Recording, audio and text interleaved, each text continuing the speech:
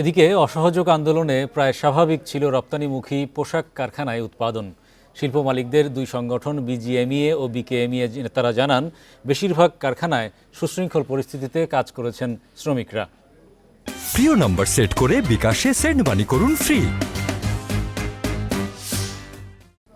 তারা জানান, নারায়ণগঞ্জে কয়েকটি কারখানায় ঢিল ছুঁড়ে দুর্বৃত্তরা, এতে আতঙ্কিত হয়ে পড়েন শ্রমিকরা। ফলে কয়েকটি কারখানা ছুটি দেওয়া হয়। উৎপাদন পরিস্থিতি স্বাভাবিক থাকলেও পণ্য বন্দরে পাঠানো ব্যাপকভাবে ব্যাহত হয়েছে।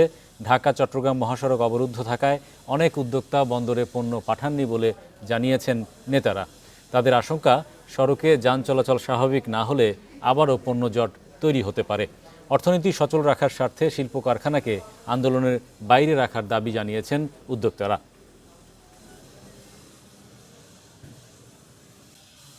স্বাভাবিকভাবে আমাদের কার্যক্রম শুরু করেছিলাম, কিন্তু আমাদের বেশ কিছু এলাকাতেই কারখানাগুলোর শ্রমিকরা আসলে কাজ করতে অস্বীকৃতি জানায়, বিশেষ করে 10টার পরের থেকে।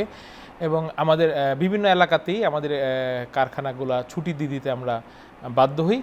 এবং অল্প কিছু কারখানাতে কিছু ভাঙচুর হয়েছে, বাট খুব বেশি না। প্রতি মুহূর্তে সবাইকে এটা বোঝানোর চেষ্টা করছি যে আপনারা সব কিছুকে মিক্স করেন না। অর্থনৈতিক চালিকা শক্তিগুলোকে আপনারা চালিয়ে রাখেন এবং এটাকে সব কিছুর ঊর্ধ্বে আপনারা যেতে দেন। তাতে করে আপনার ধমনীতে রক্ত প্রবাহ থাকবে এবং আপনি সুস্থ থাকবেন।